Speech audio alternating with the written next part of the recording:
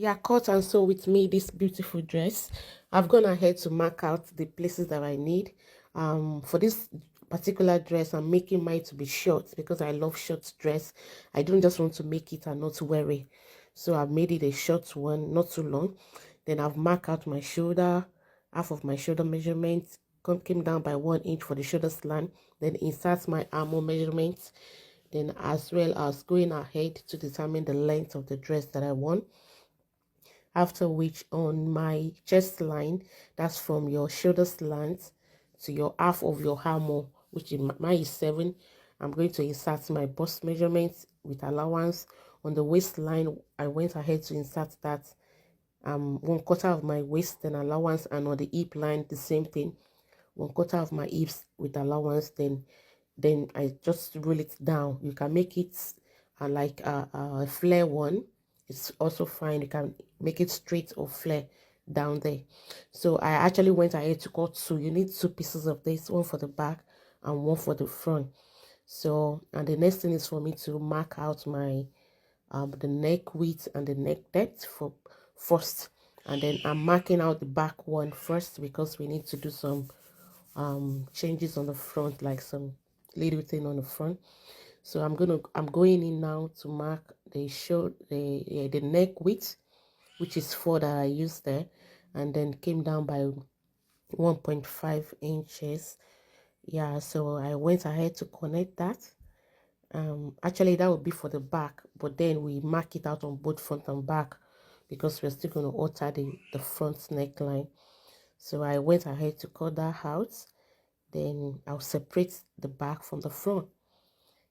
Yeah, now we need to put the back aside, just to one side, then work on the front panel. Right on the front panel, I'm going to be making it a kind of a V-neck, but very low. Actually saw this video of this particular, the picture you see there, she made something like that, exactly like that, but I thought of trying it out and I love the results. That's why I'm making this dress. So I went down from from the shoulder. I already took 1.5 for the back, so I went down like 11 inches for the front. Then I just mark it across that way. I'm just trying to check. Then on the by the side, right, I actually did not, I open up, not up to the waist side, like the where you see me mark there is just somewhere around my underbust, not up to my waist. You can decide to place that on the waist or your underbust. I love to be on the underbust because I've got a little bit of tummy to just cover up somewhere. So I'll go ahead now and then cut out the new neckline for the front. Yeah, I'm cutting out the neckline for the front. Then on the side, that place where I mark, you can actually stop on your nipple to nipple point. You can use that to determine the opening by the side. Okay, and what I'm trying to do there is I don't just want it to be straight. I want an opening in front, and I want it a little bit slant, not like a straight one. So I went ahead now to just slash it the middle of the front panel, that's the center front. Then I'm just going to cut out a little bit. I think I went in by, is it 1 inch or 1.5 inch? Then make it a little bit curved there. And that's what I've done. Yeah, exactly what I've done. The next thing is to just slash open the mark we have on the side.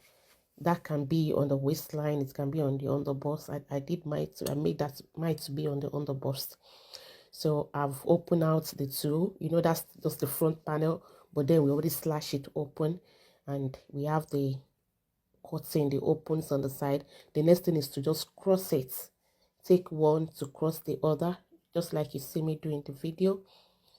Yeah, we're just crossing the two, like one to cross the other, and then ensures after crossing it, you want to make sure that if it's the front panel, like the front side of the fabric facing the front or the back, either way, but just ensure that it's both are the front side of the fabric. Yeah, that's what you see me do in the video. I'm just trying to rearrange it to ensure that I have the front right there. If it's front I want to be there, fine. If it's back, but I actually went ahead to arrange mine to ensure that it's the it's facing the front. The fabric is facing the front. Let me put it that way.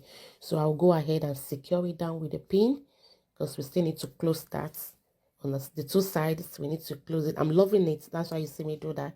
I actually love the result already before sewing. I love what I saw, as in why doing it. So now that's for the back. I'm just trying to check out the neckline, so it has to be equal when you're joining.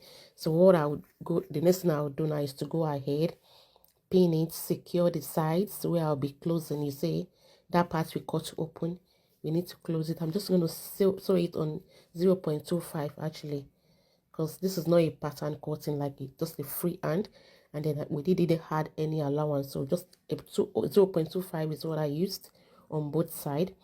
Then I actually went ahead for the neckline. I went ahead to take it in and sew it. You can use bias cutting to turn the neckline and the armhole. You can do that, or you just turn it a little bit, like fold it and then sew in it, because this is a velvet. Actually the plan was just to try the style out, but I ended up loving it, so I didn't even bother to take bias the neck. I only just turn it a little bit and stitch it, like sew it. Just turn it in and sew it, just for knitting purpose. So I've gone ahead. I'm just trying to show you what I'm going to do. On the down parts, I'm going to be closing it, but I don't want it all closed. I want a kind of a little opening in the middle. So you're still going to see that. I've gone to the sewing machine, trying to join the sides together. And that's what you see me do. Join the sides together. The place where we cut open to cross the two panels, the two sides together. So that's what you see me do.